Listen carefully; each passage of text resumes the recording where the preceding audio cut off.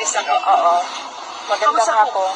Kamusta po si President? Yes, okay naman siya. Nakita kami ni former President Rodrigo Duterte sa loob. Nandoon pa rin siya sa loob ng hospital. So, hindi pa siguro siya all clear. Base siguro sa assessments ng doctors niya. He's in very good spirits. Kung kamusta yung pagkain, sabi niya meron namang rice. And then, tinanong ko siya kung paano yung ulam. Sabi niya, half-half daw. So, hindi ko alam kung ano yung ibig sabihin ng half-half. Asok ako doon, pinapauwi na niya talaga ako. Paulit-ulit kasi siya sa sinasabi niya na, what are you doing here? Diba sinasabi niya, sipain ko pa yung ICC, hindi talaga ako kapahuli ng buhay. Sabi niya, ano daw, wala din naman daw siyang ginagawa sa labas kasi hindi pa naman daw siya mayor. So, might as well tumiram daw muna siya sa loob. So may ano na po siya, parang routine na po siya. So he can still make it, Is he enjoying?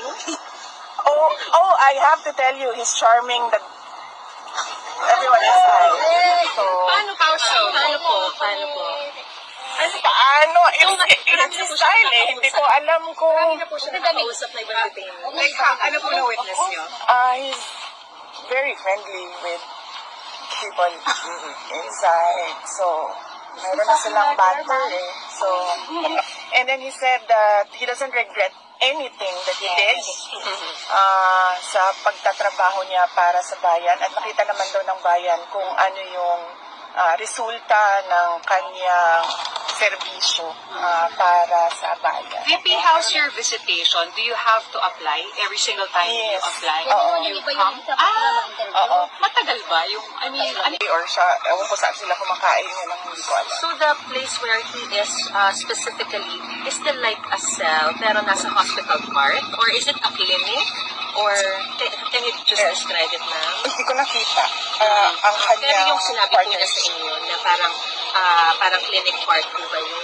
Hospital part? Or yung pinakikita po sa ICC website na cell ng bawat detainee? Ang sinabi niya sa akin,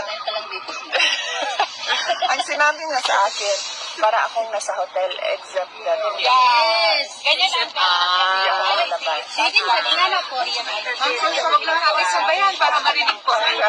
Nag-sink in na po sa kanina nangyari. Na, kasi pag-uwi niya po from Hong Kong, parang bilis po ng lahat ng mga bagay-bagay. Alam naman niya, oo, sinabi naman niya na